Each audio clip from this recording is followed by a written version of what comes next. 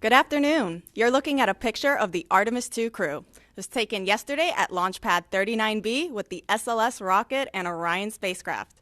Our first launch attempt for the Artemis II mission is tomorrow, April 1st. The 2-hour launch window opens at 6:24 p.m. Eastern Time.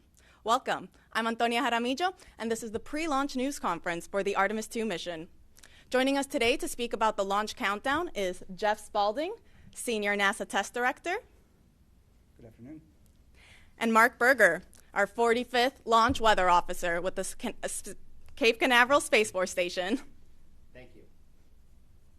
They're going to provide some brief opening remarks, and afterwards we're going to take some questions from media here in the room as well as online. For those joining us over the phone, you can press *1 to ask your question. So without further ado, we'll kick it off with you, Jeff. Thank you. All right, and good afternoon, everyone, and welcome, and thanks for joining us today. We are a little over 29 hours from our opening of the launch window tomorrow, and I am very excited myself, and just coming from the firing room just a little bit ago on my way over here, talked to a bunch of members of the team, and I'll say, normally when we're in the firing room working over there, folks have got their heads down and they're working, and they doing all the business that we do of the space business, but I'll say there was a lot of smiles today. So felt really good about that. As the team is preparing, I think everybody's pretty excited and understands the significance of this launch. We did talk to the flight crew last night. We had a briefing with them. We had another one just a little bit before I went down to the firing room. We had another briefing with them. Last night was just to kind of go over the day of launch routine with them and kind of a refresher for ourselves and for them, and that went really well. They were in great spirits. And then we had another briefing today just to talk about how the launch countdown was going, and as we'll talk here in a little bit, it's been going really well. Let's see, since Charlie spoke to you yesterday, we've got quite a bit of work done. We started out yesterday, the first thing we do usually is fill up the sound suppression systems with water, and when we start working on getting the liquid oxygen, liquid hydrogen systems ready for our propellant loading that's coming up in the future. We did power up all of the vehicles. We powered up the Orion core stage as well as the ICPS yesterday. We did communication checks, RF checkouts on the systems, and then after that we got through all of that work. Then we went ahead and powered down the ICPS because there was no more work for them until later tonight when we power ICPS back up. But of course, core stage and Orion stay powered up through the remainder account. Today we got launch pad ground system configurations in work. We're doing closeouts in a number of areas. We're doing walkdowns as we work through the pad to make sure everything is configured for launch. We're also in work on the late stow right now. We should be getting the Avatar and the bags that we're doing in the late stow going up. They were prepping them in the PTCR down in below the pad terminal changeout room, which is the area beneath the pad where we have some rooms, and getting those ready to go up, and they should be being installed as we speak. And then let's see, tonight we're going to be doing a whole lot of other work as we get ready to clear the pad. We do have some work associated with the Orion ground equipment and systems that we use to do the leak checks on the crew suits. And so we'll be working those later tonight to configure those and check them out and make sure they're ready for when we hook up to the crew on launch day. We'll be powering up some of the Orion guidance systems later tonight as well. We do intend to clear personnel from the pad at about 3 in the morning at that point. And then we'll get ready for our air-to-GN2 changeover at about 4 in the morning. We do that. We purge the vehicle with air routinely for the whole flow. Once we get to this point where we're getting ready to add hazardous propellants like hydrogen, for example, we change over to GN2 to have an inert environment for safety purposes on the vehicle and all of the volumes that are on there. Let's see, later, once we get through the air-to-GN2 changeover and all the other work is done, our launch director will have a final weather brief, and once we get out of that, she'll signal the team that we are ready to start our propellant loading, and that's scheduled to occur at about 7:34 tomorrow morning. That loading takes a little over 5.5 hours. We'll work through that. As mentioned yesterday by the launch director, we have inserted some time in front of that propellant loading time frame, so that if we are in fact done with all of the work and are ready to go and we can start a little bit early, like a few minutes, we will try to take that and take every bit of time that we can to get ready and prepared for the crew and be prepared for anything else that might happen. So we did that purposefully to give ourselves a little bit of room in that time frame based on the launch director's guidance. Let's see. During the propellant loading, the flight crew will wake up at about 9:45 tomorrow morning. They'll have breakfast and start working towards their preparations for launch day, and getting their suits on and doing all the other work that they have to get ready to head out to the pad. And then once we get to all stages replenish, which is a little after almost 1:15 in the afternoon tomorrow, we'll send a closeout crew to the pad. All stages replenish is when we're done tanking, essentially. We filled all the propellant onto the core stage and the upper stage ICPS. And at that point, we're only just replenishing the propellant that's boiling off at the same rate, so we keep it full. We do lose quite a bit of propellant during that time frame, and so we will continue to just work that throughout. After that, we'll send a flight crew to the pad. They're going to head out a little before 2 o'clock. And to get into the spacecraft, as I mentioned, the closeout crew is going to go out before them, so they'll have been working that time to prepare the capsule for the flight crew arrival. And then the flight crew will get out there, and then I'll work in the insertion portion, in which we're going to strap the flight crew members into the seats of Orion. And after that, we'll do the final closeouts in the crew module. We'll close the hatches. There's some pressurization checks we do and some other things at the end. And then we'll clear the white room. And then get ready to get into terminal count. Our closeout crew clears the white room at about 5:30 tomorrow night. It's almost an hour before launch. That's our plan time. After that point, we'll finish the rest of the work and configurations that we can do remotely. And then, excuse me, we'll proceed into the launch team poll. And then after that, the launch director will perform her management poll. And then we'll get into terminal count for the last 10 minutes of launch countdown. So that's essentially the work ahead of us.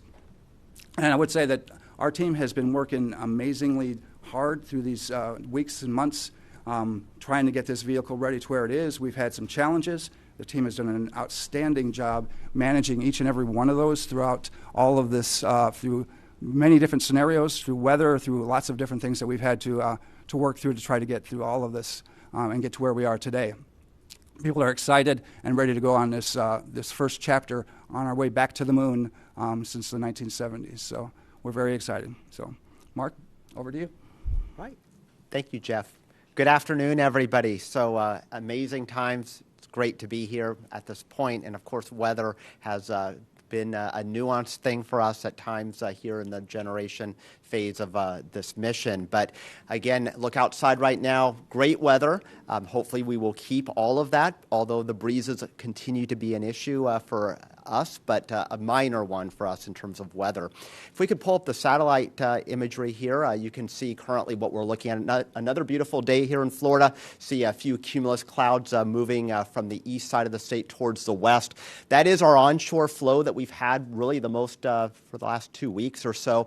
And a few of those cumulus clouds could evolve later today into a few showers, much like what we saw yesterday evening.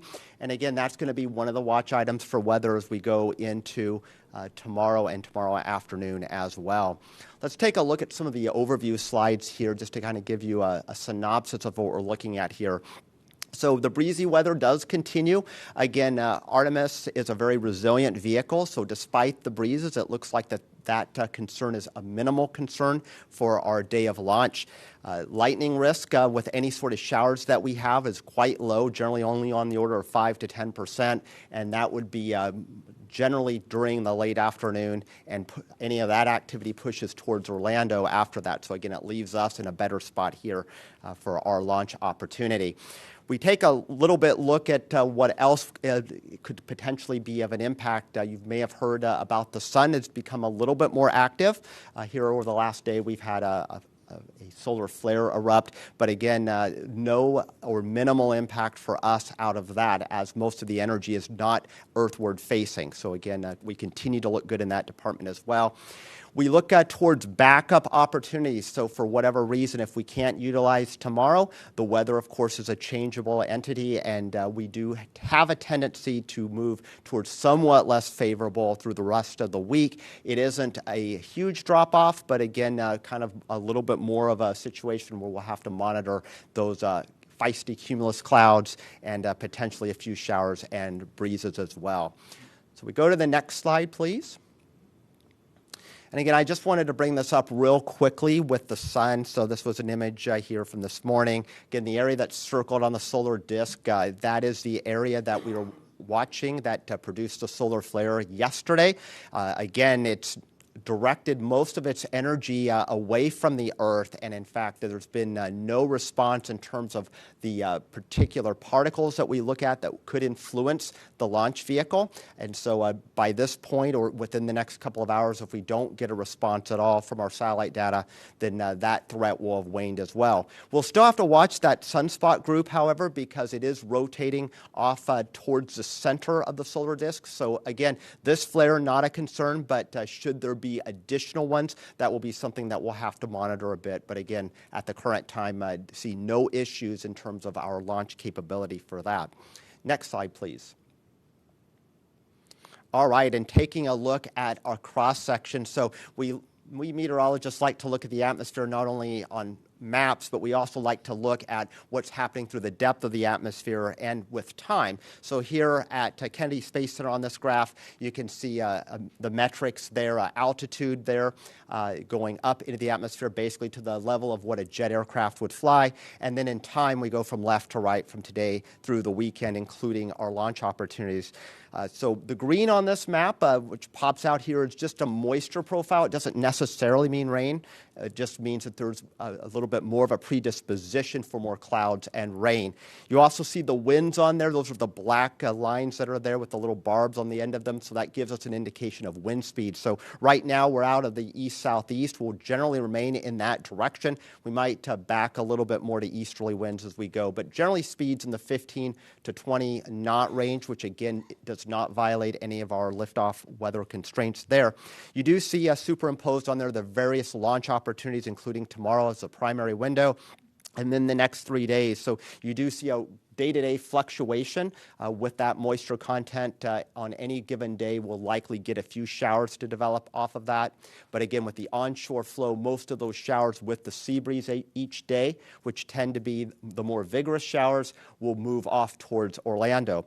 You do see towards the end of this chart, so going into the weekend and beyond, a much more massive amount of moisture, the green there, and did want to point that out because this is just but one model at one time, and there has been a fair amount of inconsistency to how that moisture evolves. So it's just pretty strong hints that we will see an increasingly unfavorable environment as we get beyond this weekend and maybe late into the weekend. But again, I wanted to point that out because some of the charts I'm going to show utilizing another model gives you an idea of the battle that us meteorologists follow every day with trying to assess the uncertainty component of the atmosphere. So next slide, please. All right, so this is for tomorrow. Again, the green blotches here would indicate rain. You can see still an onshore flow. You do see a little bit of green to the west of us. Again, that would be sea breeze-driven activity that has moved off towards the west during the late day hours. But still, if you squint hard enough, you can see a few green blotches lurking in the Atlantic waters. Again, much like yesterday evening, if you were out and about, a few showers rolled in. That is certainly a possibility for us, again, for tomorrow evening. Next slide, please. We are now in range, though, of some of our more high-resolution model guidance. So this indicates two different models that we look at here for the opening of our launch window for tomorrow evening. You can see some of them showing a few blotches of showers offshore, particularly the model that's on the left there. The right is mostly clear for us and has more of the showers, again, to the west of us. And again, in this pattern with an onshore flow, any showers that we have will move from east to west there. So again, looks pretty good. Even if we have showers around, we have a 2-hour launch window, we should be able to shoot the gap between those showers, and none of these look particularly vigorous. Again, as I mentioned, the risk for lightning, which would expand our standoff distances as far as us launching a vehicle, looks pretty minimal for that threat for tomorrow. Next slide, please. So putting the graphics into numbers here, still maintaining a 20% chance of a no-go condition during the launch window. So the optimistic side of me says that means 80% chance of go here. Again, isolated showers wandering around, but again, a lot of real estate between those showers in all likelihood. So again, we should be able to find some clear air to launch Artemis II. Again, there's those winds out of the east-southeast, 15 to 20 knots, mild temperatures there. And again, the order of concerns from the weather standpoint here, cumulus cloud, and then winds would be a secondary threat, and then a much more distant threat would be solar weather. Again, the current flare, not a concern. It would be if there were any additional ones that form on the sun, potentially we would have to watch those. So let's go into the next day for our Thursday. Again, pretty similar pattern, still onshore flow. It does look a little windier, again, so that is an additional concern. And you also see a little bit more green, at least in the area. So again, I do suspect that a Thursday evening attempt would have a little bit more weather to deal with. So a POV of roughly 40% is what I'd be advertising for a Thursday evening launch attempt. Again, very similar concerns with the cumulus clouds and the winds as well. And then the next day, going into our Friday to close out the work week here, again, you see very similar pattern. Winds still in that roughly 15 to 20 knot range, and easterly or southeasterly, and still some green blotches out over the ocean. So again, that's a hint that there'll still be enough moisture to generate some showers. But there does again look to be more breaks in that weather for Friday. So POV would go back down to 25%. So roughly in the same ballpark as tomorrow for Friday. Tomorrow still looks to be probably the most optimum day of the lot. And then finally, going into the weekend for Saturday, again, this is what I pointed out on that cross-section in my earlier slides, is that moisture fetch that was shown later in the weekend on that model, you can see it's a lot closer to home as we go into Saturday. It's actually spilling some of that moisture in towards us. Again, this is probably the most aggressive model at that. So again, just part of that uncertainty component that we deal with when we have limited forward visibility going out a number of days. So all things considered, a Saturday evening launch attempt would definitely have to throttle the POV back up again to right now about 30% or close to 1 in 3 chance of a weather violation on that date. So tomorrow looks to be the best. Other days hit and miss, but still pretty good. There's nothing here that is screaming a no-go for the entirety of the window for any one of these attempts. Thank you, Mark. We like to hear that. All right, we will now open up the floor to questions here in the room and also online. Just as a reminder to those joining us over the phone, you can press *1 to submit a question. All right, we will start with Bill Harwood. Hey, Bill Harwood, CBS News. Jeff, good to see you back here again from your shuttle days. It's been a while. I think for Artemis I, there was something like 42, 41 COLAs, collision avoidance cutouts. What's the story for Artemis II? There's a lot more stuff up in low Earth orbit than there used to be. Thanks. Yeah, there's quite a few more that we manage now, and part of that is how we're actually laying out the COLAs. We had combined a number of COLAs during Artemis I where there were small gaps in between them, and now we're showing all of the COLAs to give us more flexibility, if you will. Because when you have, when you combine those, it takes out larger chunks of time when you could have launched in one of those points between there. So if you had, say, 3 COLAs with a small period of time with it and you combine them all, it takes out a larger chunk than leaving those gaps. And we're pretty good now during our trainings at being able to pick up the clock quickly and on the fly and hit those very narrow gaps that are in between all of these COLAs that we're dealing with now. So I think that it's definitely in our best interest to keep it where it is. Right now we're at about 156, and they assess that on a daily basis, so it could change it by a couple. All right, we will go to Marcia Dunn. Marcia Dunn, Associated Press. How much wiggle room do you have to either halt the countdown or deal with a solar flare that is a big one and comes out at you like during once tanking begins? I just didn't know how much heads-up time you need, and just sort of talk about that, please. So we have launch commit criteria that are outlined for the solar weather, and those go down to T-minus 6 minutes. And so we would be evaluating those throughout. Mark and their team would be looking at those, and if there were an LCC violation, would call it back through the launch weather officer to the launch director. Mark, I don't know if there's anything you wanted to add there, but yeah, I'll add a little bit. That's exactly right. And just to give you kind of a background, currently our satellite data from this most recent event that erupted yesterday, as far as the actual particles or protons that would potentially impact a launch for the vehicle, we're running about 2 orders of magnitude below our constraint, and that's just barely above background levels. So again, we have a lot of time to see the response, and in fact, these particular particles, the protons, they are laggards. So if there's an eruption, we'll get the X-rays first. Those will be detected by satellite, and then the protons follow, and those are the ones that are a little bit more nuanced in terms of the actual ability to launch. You know, those are where the constraints are based. So we do have lead time for that. Thank you both. We'll go to Jackie, right there in the last row. Hi, thanks for doing this. A question for Jeff. We've been learning over the past few days that because of this larger hydrogen tank, there's more flexibility with recycling. But we also were told that if you have to hold or abort for weather or a technical issue after T-5 minutes, that you can't do a same-day recycle.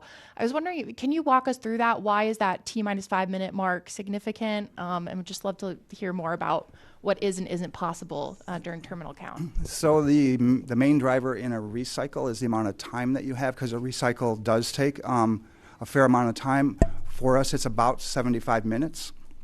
If we've gone all the way through from 6 down to about a minute and a half, or even down to 33 seconds, and we've been in that time frame, it could take us as much as 75 minutes.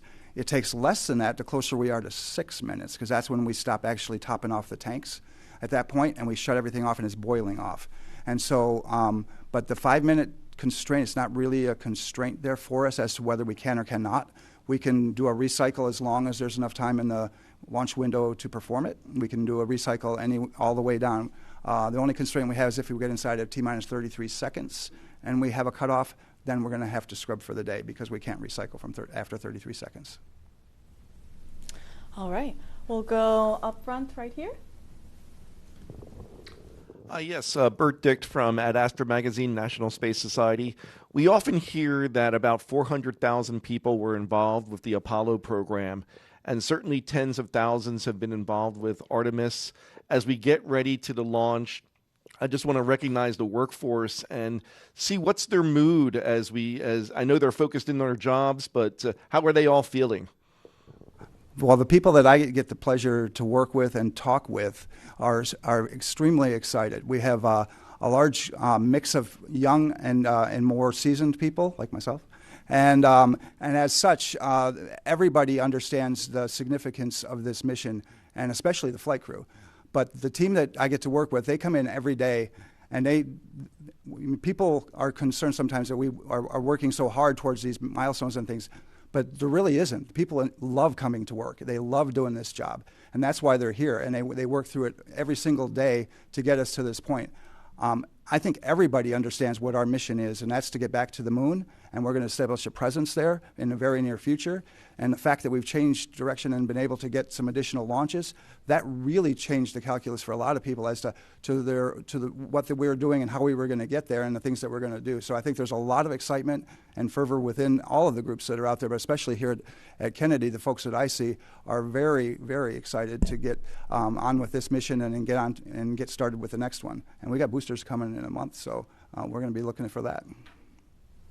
Thanks, Jeff. We are excited. All right, we're going to take some questions over the phone. We have Ken Chang with the New York Times. Thank you. This is from Mark. I was just wondering, when you say there's a 20% probability of violation, is that 20% for the entire 2-hour window, or is it 20% that there will be a red during the window?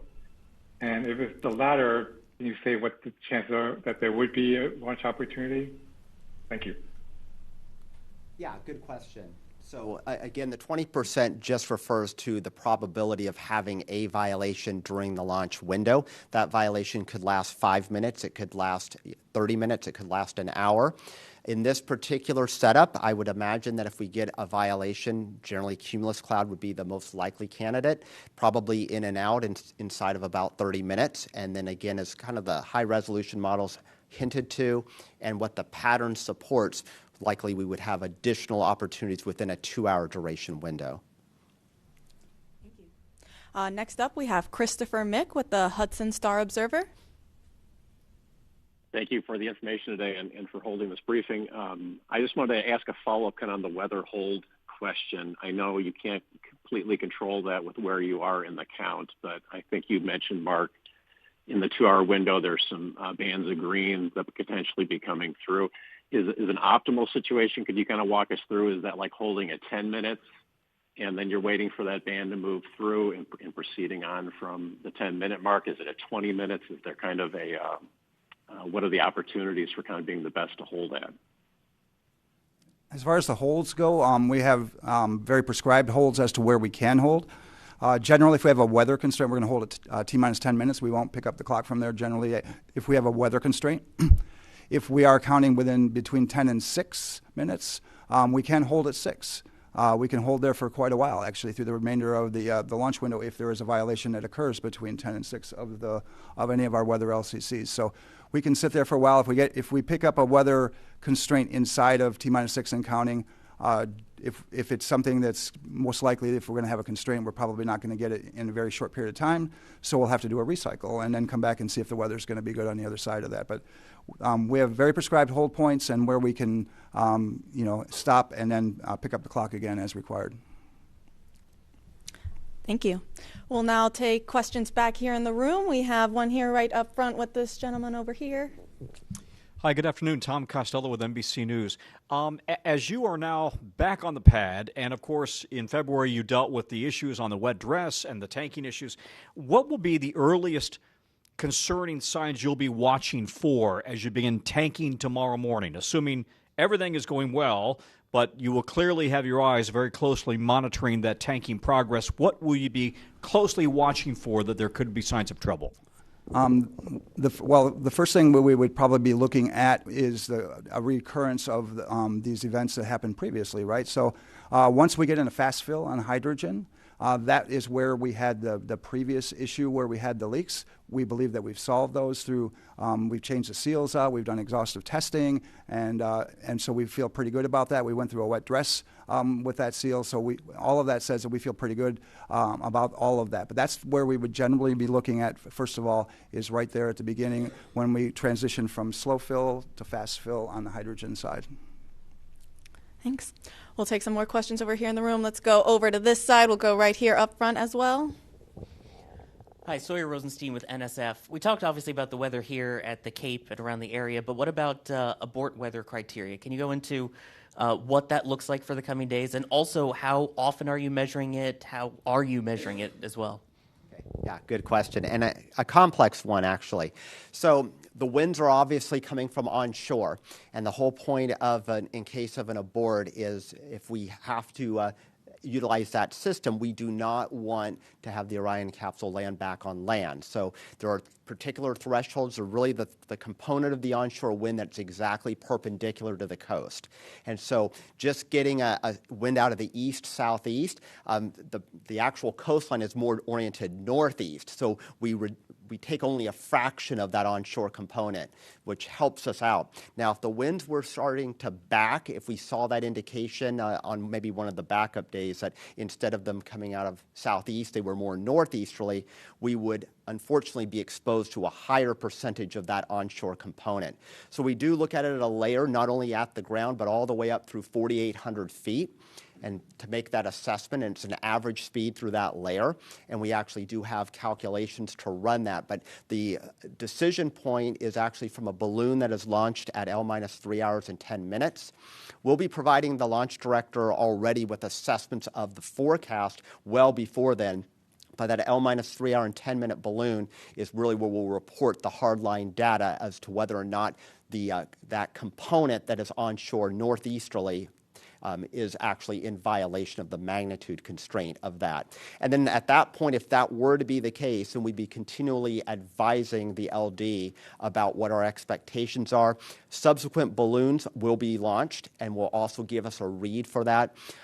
In addition to balloons, we also have the 915 megahertz sounders that we have, which also give us real-time assessments of what the wind direction and magnitude is. So we have a number of ways to address this. So even if we were to proceed deeper into the countdown, weather, of course, changes. And so the forecast component plus the actual hardcore balloon data and the sounding data gives us that ability to make a forecast and provide numbers. So it's possible at one point in the countdown we could be technically unacceptable for that low-level wind abort constraint, but then evolve to be acceptable or vice versa. Thank you, Mark. We'll go ahead and take then the person right behind him. Tim Dodd, Everyday Astronaut. Can you give us a quick little refresher on if we do go through an entire launch window tomorrow, and we might be holding for weather or whatever, we do have a 24-hour recycle capability for Thursday. Is that correct? And/or if that's not correct, what does the return around look like? And if we do burn up a 24-hour recycle, what then are we at 48 hours for the next attempt? Can you just run me through the full reset situation? Sure. And we generally would refer to that as more of a scrub than a recycle, because our recycle is that time that we have a second attempt. But for our scrub plan, we have opportunities. Right now we're set up for 48 and 24-hour capabilities throughout. We have 4 launch attempts available to us in 6 days, and we'll take a combination of that.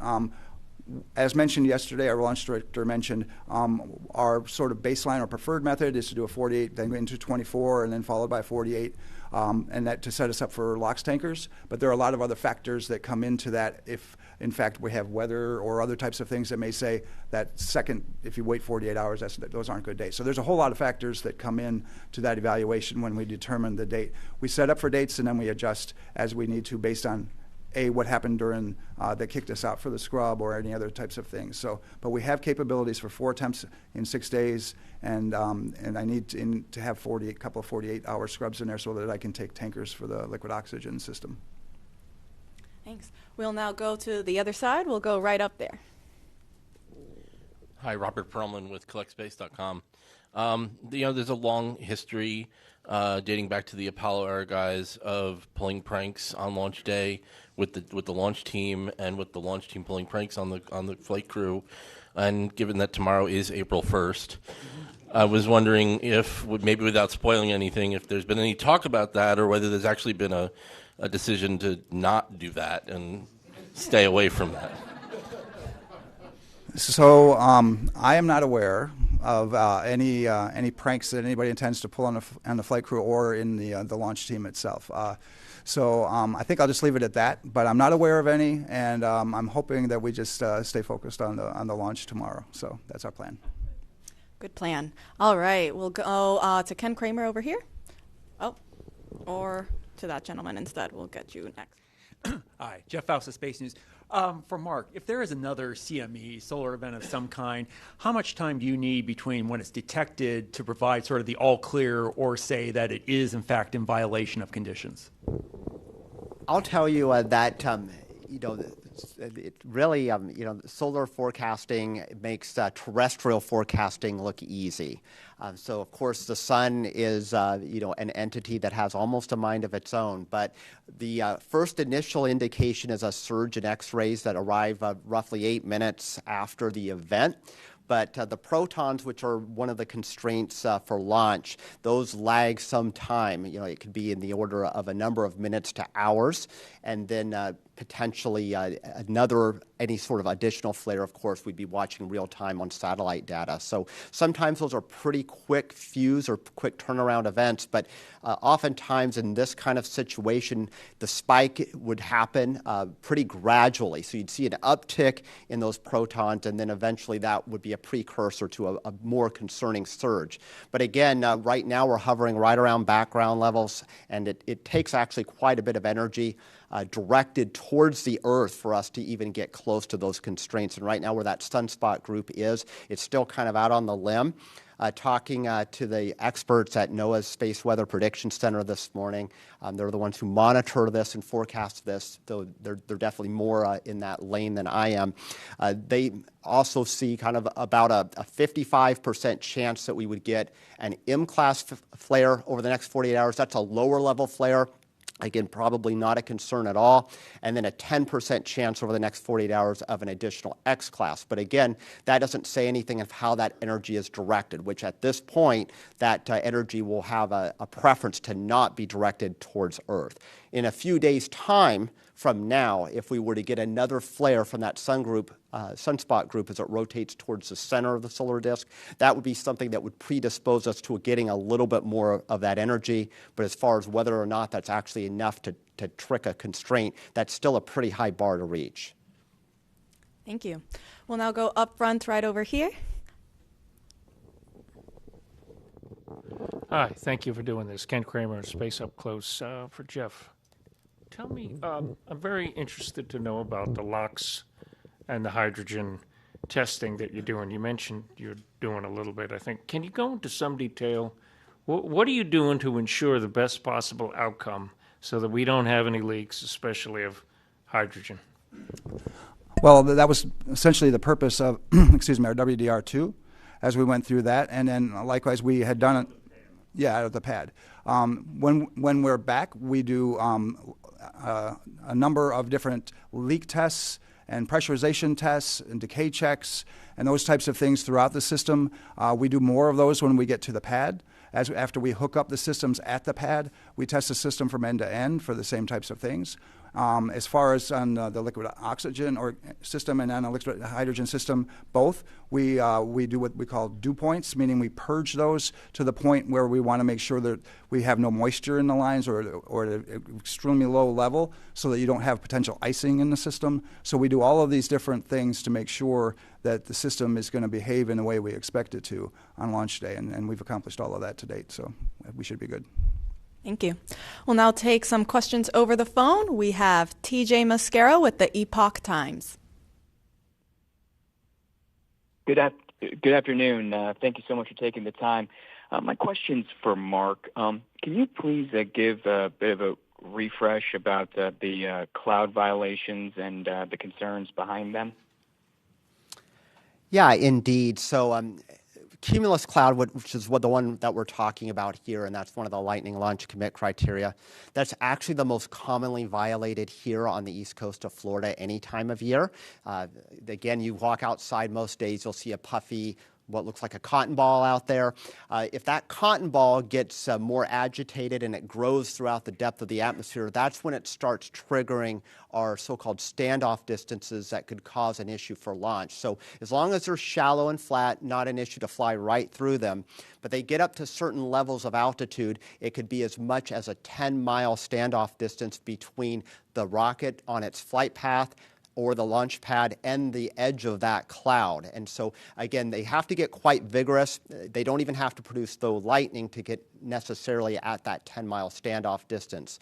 For the launch date coming up, I don't foresee any of the cumulus getting that high into the atmosphere or that cold, which would trigger that much real estate being blocked off for us. But we could certainly have fly-through considerations, which means we can't launch the rocket directly into the cumulus cloud or possibly even as far as 5 miles from it, just given how the atmosphere profile looks like. The depth of moisture is pretty shallow, even though it feels really humid out there. So again, that helps us in that consideration. But I'll also point out that just looking at our overall climatology here on the Eastern Range, so almost 1 out of 4 launches over the course of the year would have one or more no-go lightning launch commit criteria. Doesn't mean the launch scrubs, but again, it's a pretty common occurrence. Scrub would be a lot lower percentage than that. So again, that kind of speaks to the transitory nature of these clouds. You get a 2-hour launch window, they could be in the flight path and then just as soon be right out of it. Thank you. We'll now go back to the room, and we'll take it in the second row here to this lady right there. Nicole Mortillero, Canadian Broadcasting Corporation. Going back to the X flares, I know that there's a radiation shielding test that will be done on this mission. Can you talk about what that radiation shielding is and how it works? And if you needed to do it, let's say, day after tomorrow after launch, would they be able to do that quick enough? Go ahead and defer that to Jeff or... Yeah, the crew has the ability, and we anticipate that if there are, in fact, any need for shielding from radiation on orbit, they have contingency plans for that. They're going to practice some of that during the mission. As far as where they go into the vehicle and those types of things, there's some space in there that they can actually move into in the vehicle that will provide an additional shielding of the components of the ship itself, which provide the shielding inside of the areas in which they would be able to get to. They also would potentially move some of the equipment near to some of by the windows and some of the other things as they do that. But there's a protocol that they have for that, and I'm not probably the most versed person on it, but that's the part that I can tell you of some of the things that they have that are capability-wise that they can do on orbit when there are any of these types of events. Thanks, Jeff, and we can get you some more info if you have additional follow-ups. We'll go to the gentleman right next to her.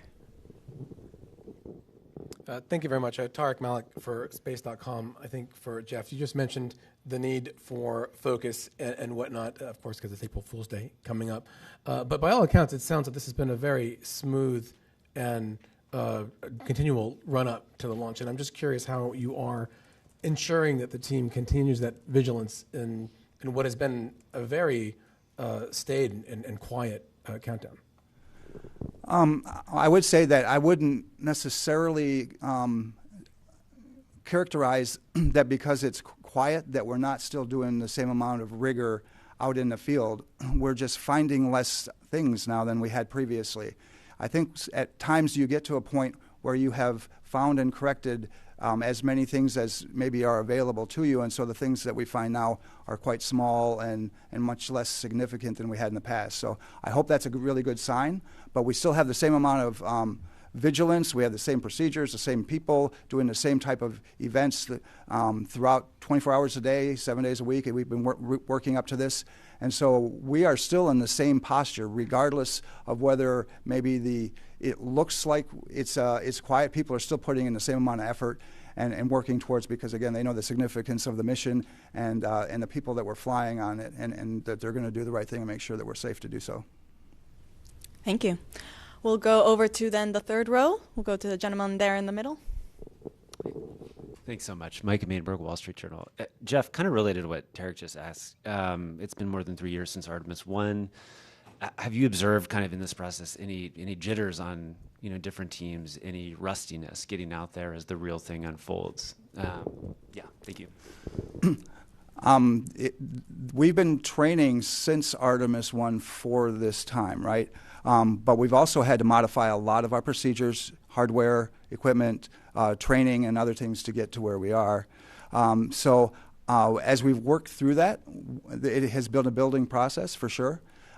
We've seen that just in working through the WDRs, and the number of items that we've picked up each time has continuously gone down when we got through the countdown demonstration test and the WDR2. And so, again, I would say if anything, we're learning, we're getting better. We're in the ability for us to improve our procedures is at a point where I think we're at a really good state now, and almost at a steady state to where we're where we need to be certainly for this mission, and we'll continue to improve that. Artemis III is going to be a slightly different mission, but we're already working towards that. We got a lot of folks that are engaged in Artemis III, and we're taking what we've learned from Artemis II and going to be applying it, and that'll be another challenge too as we work towards that. Thank you. We'll go then to the gentleman in that same row at the far end.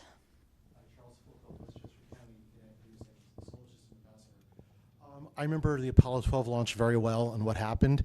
Is there a concern that the booster might lose its guidance if there's a similar lightning strike, or the spacecraft might lose its platform, like what happened in Apollo 12? And if so, what are some accommodations for that? So I would say for what we try to do, before we would launch, because again, we create a lot of launch commit criteria to avoid that very circumstance, right? A lot of things came out of that event which have led us to where we are today for all of these requirements that we have, both on the range and for vehicle requirements and those other types of things that Mark can speak to, I'm sure, very, very eloquently. But our systems and our vehicles are very robust. We have redundancy and capability throughout. If there were any type of event that we needed to work through, it's really hard to gauge exactly what that would mean. But all of our systems are hardened against various events. They have to fly in space, many of these, right, where we have to worry about solar events and other types of high energy events. So the vehicle is as robust, I think, as it needs to be, and we have the number of systems and robustness in it by having redundancy to allow us to weather many types of different things. And I don't know if you want to talk about the criteria and what's changed or not, but nothing to add, really. Really? You said it well. Okay. Thank you both. All right, we'll take then the one question there all the way in the back. Hey, Nell Greenfield, Boys with NPR. This is for Jeff. So you've been involved in a lot of shuttle launches, but this one could go to the moon. And I'm just wondering, like, does it feel different for you? I mean, you look like you were probably a kid during the days of Apollo.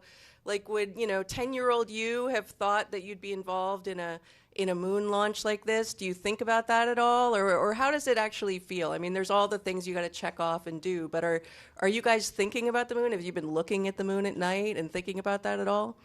I'll just say from my personal experience, I have, right? I try to walk every day in the morning, and I look up at the moon quite regularly, thinking about this mission and the upcoming missions that are going to be coming right downstream. So I'm really excited about this. I'm excited going to the moon. I'm excited about establishing a presence there. It's something that I have had a desire for a great many years, and then to get humans back out to Mars as well. That's another thing that I had. Fortunately, I had the ability to work on some of the studies that we did in the 90s on the Mars missions and things. And so I have been looking for human exploration of the solar system for a very long time. And it's part of the reason that I'm actually still here is to continue to put humans into space and to get us back into this launch mode that we are, so that we can continue to explore and establish a moon base and then continue to work towards getting to Mars. Thank you. We'll go to the other side. We'll go right here in the second row to the lady right there. Hi, Brandy Campbell with Fox Weather. I have a question about weather, of course, from Mark. Just with your past experience with issuing these forecasts, when you have a similar forecast, what we are dealing with, that 20% chance of a weather violation, do y'all normally get through that 2-hour window or just the window and have a successful launch? What have you experienced in the past? Well, of course, the forecast is perfect, so it's a 1 in 5 chance of us getting a weather violation. If we look at all the data over time, it comes out to being pretty close. But again, each countdown is different. So sometimes there's 20% that end up being no-go the entirety of the launch window. There's others, and most of them don't have a violation. So pretty close to that 4 and 5 times. And again, in a pattern like this where we have a moist onshore flow, I would be definitely thinking that we'll probably have showers around. Whether or not they get into the flight through path of the rocket, that's a whole other story. We're good because this time of year and this pattern doesn't lead to a lot of robust thunderstorms, so that does help us. It also eliminates a lot of lightning launch commit criteria, so that works in our favor as well. Thank you. We'll go over there to the gentleman in the blue shirt, the blue collar shirt. Hi, Pedro Palota from Space Orbit Brazil. You talk a lot about the weather for launch, but I would like to know about the weather for splashdown, and if is there a chance to move the launch day, do it a better weather for the splashdown. I know we are a lot of days for the splashdown, but the weather can improve or get worse. So I want to understand what is the backup scenario for that. Do you want to talk the weather first?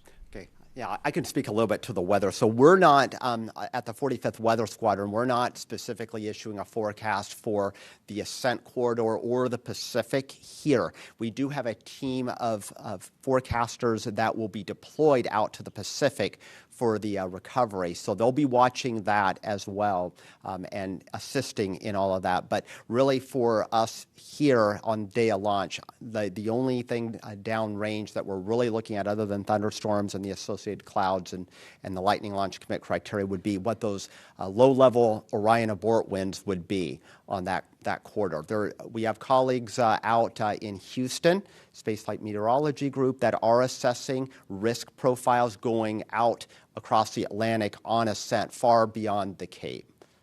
Jeff, I'll let you speak to the rest of it. Yeah, and the flight team is part of that assessment that would be done on day of launch about the capabilities that we would have both for any kind of contingency landing, an abort once around, or any type of other event, and that folds into the launch day decision process as to whether we're going to make an attempt or not. We do have quite a bit of flexibility based on weather in the Pacific for those various scenarios. But that is essentially a launch day decision and would be part of the overall decision on whether we tank or whether we launch based on that weather criteria that coming out of the flight control team. Thank you. We'll go to the gentleman there in the back, to Stephen Clark. The Stephen Clark, yeah. So I am Stephen Clark with Ars Technica. Following up on that last question, have you heard anything from SMG about how the Ascent Corridor is looking? I know that's not within your responsibility, but what are you hearing about the downrange weather in the Atlantic? And also for Jeff, just want to make sure, I know the trajectory and the azimuth changes day to day. Does it actually change like minute to minute within the launch window, and how do you manage that, if so, with different conditions at different azimuths? Thanks. Yeah. So yeah, the azimuth does change, minute by minute. Luckily, it's a fairly small slice, so that was something we dealt with Artemis I as well. That impacts us because, of course, from a radar and launch lightning commit criteria, that sort of thing, we have to use those trajectories to decide whether or not a cloud would actually pose a threat wherever it is during the actual countdown. What was the first part of your question, please, again? Sure. Just what are you hearing from SMG about the Ascent Corridor? Oh, yeah, sorry. Right now, weather appears to be very much go. The threat that I saw in the last was under 9% total along the total Ascent Corridor, so that's really good. And in fact, the other aspects show decent weather continuing through a lot of the launch period. So having high pressure set up across the North Atlantic this time of year works in our favor. Thank you. We'll go over to Ada right there. Hi. Is there a defining moment in the countdown when the reality sets that humans are returning to deep space, and how do you experience that as a leader in this mission? So for me, once we get inside of 10 minutes and counting, that's where it starts, because we all on the launch team at that particular point know that it's become real for all of us. We also know that we all need to be prepared to do everything we can to continue through that or to take any action that would be required. But it really starts to get real for me when we're inside of 1 minute. And when we're inside of 1 minute, to me, I feel very confident and very hopeful that we're going to go. But that's when the first time I think I ever actually think to myself that we really are going to make it that day. Because I'm always thinking about what's going to not let us go, right? Because that's part of my job, is to stop the clock if we need to. So when we get inside of 1, it doesn't mean that we're free, because that's really a dangerous time as well. But that's when it really starts to hit home that we really got a shot at making it today. And I know a lot of people are thinking the same thing, because you can hear a pin drop in that firing room as you count from 10 down to T0. And then after that, though, it may get a little bit noisier at some point, but. Thank you. All right, we'll go back to the phone. We have Kenneth Chang with the New York Times again.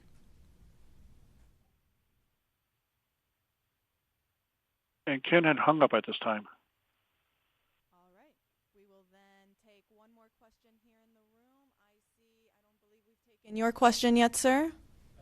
Semenic with the Globe and Mail. I wonder if you could just say something about the closeout of the capsule, where backup crew members are going to be in the capsule. I think that's this evening, but could you clarify that part of the operation? We have 2 time frames when we'll have the backup crew members, and we'll have 1 at each of the intervals.